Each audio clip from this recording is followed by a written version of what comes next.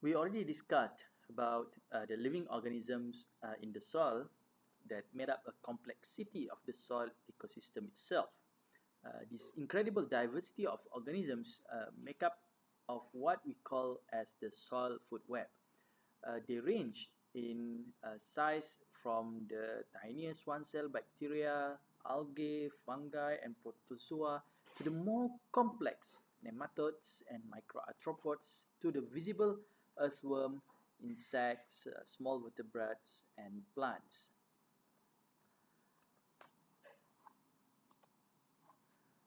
What is the soil food web? We know about a food chain where one organism consume uh, one another in one chain. Okay, one another in one chain, but this one member of organism doesn't just eat one thing but rather looks like a web. So this is the food web. The food web also happens in the soil. Okay, most people are familiar with the above ground food web. Plants are eaten by herbivores, are eaten by carnivores, and so on. But most plant matter is not eaten by herbivores. It is decomposed by the underground food web. So soil food web is considered decomposed. Excuse me. So a healthy soil depends on the interactions of many organisms that make up the soil food web. This is a popular diagram, okay, that we always use to describe soil food web. These organisms live all or part of their life cycle in the soil and are responsible for converting energy as one organism consumes another. The soil food web is the community of organisms living all or part of their lives in the soil which separated by different trophic levels. A food web diagram shows a series of conversions of energy and nutrients that represented by these arrows as one organism eat another. The soil food web begins with the energy from the sun, which triggers photosynthesis in plants. Photosynthesis results in plants using the sun energy to fix carbon dioxide from the atmosphere. This process creates the carbon and organic compounds contained in plant material. This is the first trophic level. Then begins building of a soil organic matter which contains both long-lasting humus and active organic matter. Active organic matter contains readily available energy which can be used by simple soil organisms in the second trophic level of the soil food web. So the second trophic level here contains simple soil organisms which decompose plant material. Organisms such as pathogens, parasites, and root feeders reproduce in this environment.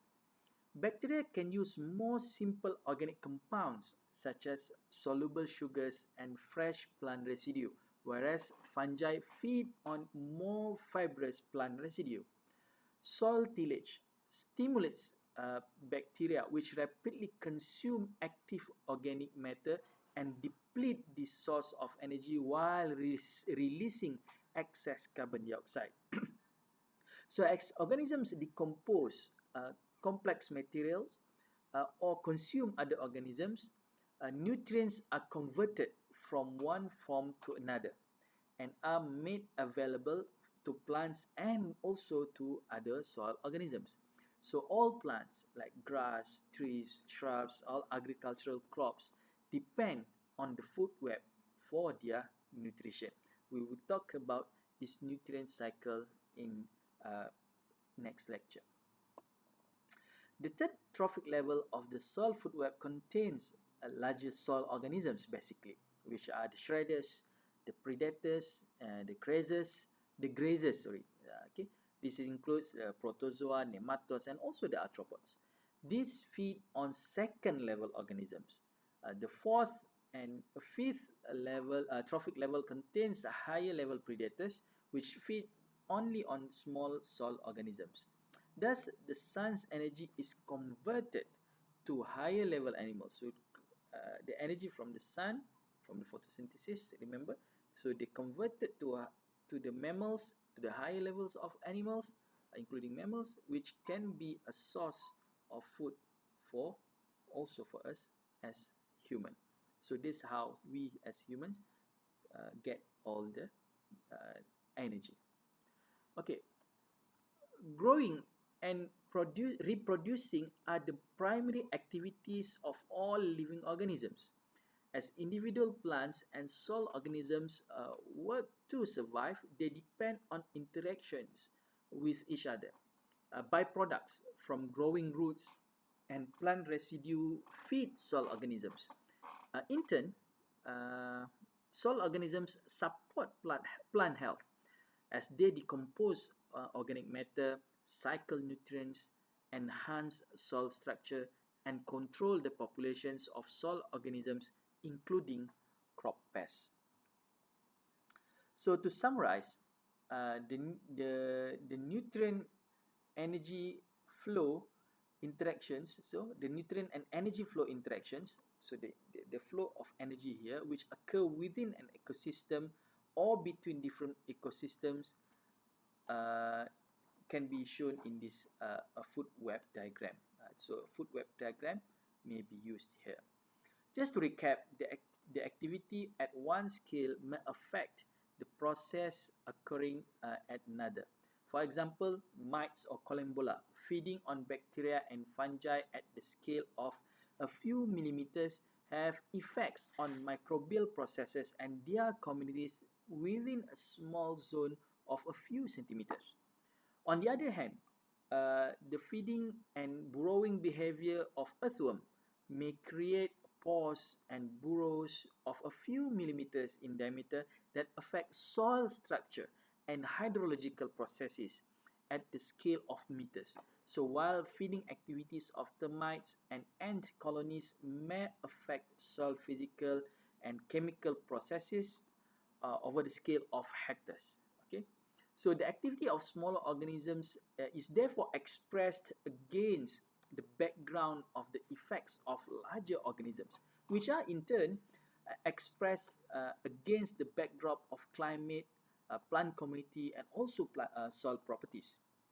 So in this hierarchical system, higher levels constrain activity higher level constrain activity at lower level of spatial temporal organization through top down controls. So but bottom up control also exists. For example, the ecosystem engineers. What is ecosystem engineers? Like the termites, earthworm. Okay, so they also can alter ecosystems performance, which with effects on their own and also other populations. So the stability of the food web is thought to be linked to the abundance of different functional groups of organisms, although it is unclear as to how many species are needed to sustain the ecosystem processes required for a particular ecosystem services.